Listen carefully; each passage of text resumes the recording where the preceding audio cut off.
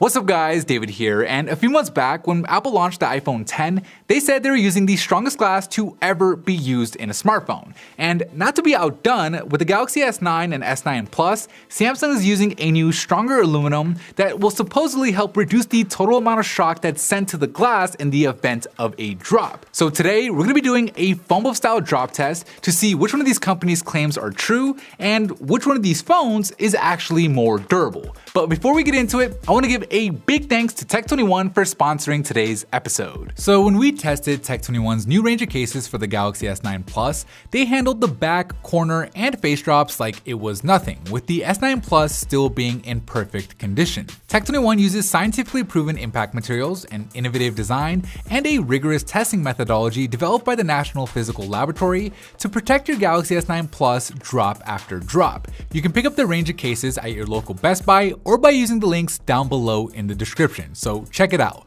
Alright, let's get to the drop test. Round number 1, backdrop.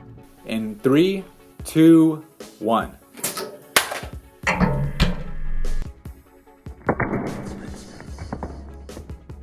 The good news is after that backdrop, both phones remain fully functional, but the bad news, at least for the Galaxy S9, is its glass is completely shattered, whereas on the iPhone X, the glass back is mostly intact. I mean, it's not in perfect condition, there is this tiny little crack that's tough to show here on camera, but it's nothing compared to the damage on the S9 and seems to back up Apple's claim of using the strongest glass on a phone, giving it the easy win in round number 1.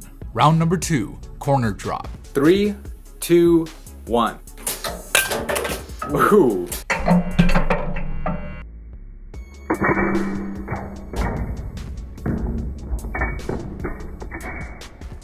So the corner drop leaves this mark on both phones. However, the difference here is between stainless steel and aluminum, with the iPhone X stainless steel band showing only minor scratches compared to the much more noticeable scuffs on the S9's aluminum. Neither phone has any dents or anything like that, so they both held up well in that regard, but once again, it's an easy win for the iPhone X in round number 2. Round number 3, face drop. In 3, 2, 1.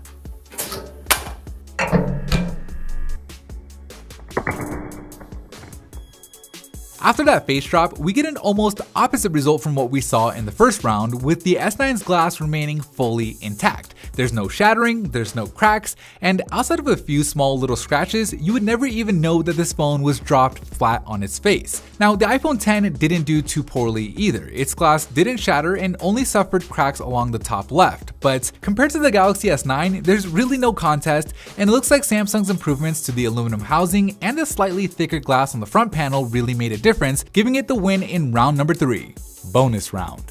Alright, so this has turned out to be a close one, and with both phones still fully functional after a 10-point inspection, they move on to the bonus round, where we'll drop each phone up to 10 times from just under 5 feet. Last time, it took 5 bonus drops before the iPhone X's home gesture stopped working, and while the phone's other features still technically remained functional, not being able to use a gesture that is needed to literally unlock the phone forced us to throw in the towel. Let's see if the Galaxy S9 Plus can do any better. 3, 2, 1, drop. Oh no! Definitely cracked, but obviously still works. Camera, ooh, that front facing camera, the selfie cam, that is, that's really not usable. It's super cracked right there, but rear camera is still working, so let's go on. I don't even think there's no way. First time it cracked, second time, okay, still works, drop it.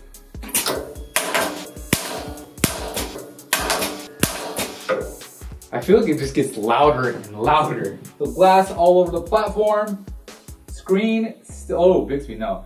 Screen still works.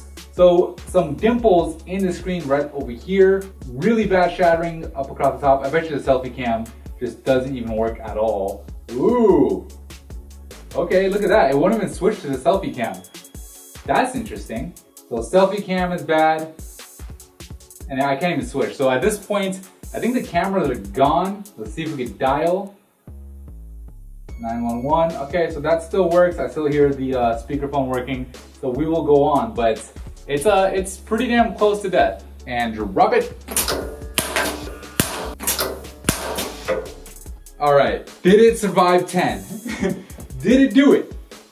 I don't know. Yep, touchscreen is still good to go. I can lock it and unlock it, which not all phones can do.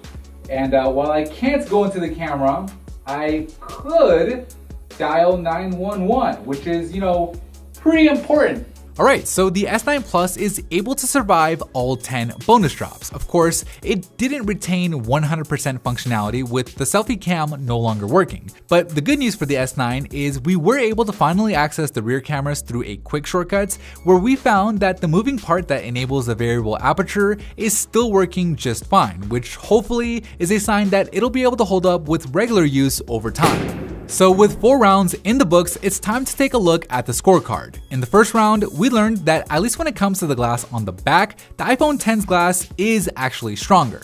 In the second, the iPhone X stainless steel outshines the S9's aluminum. In the third, Samsung's work on that aluminum and the thicker glass paid off big time.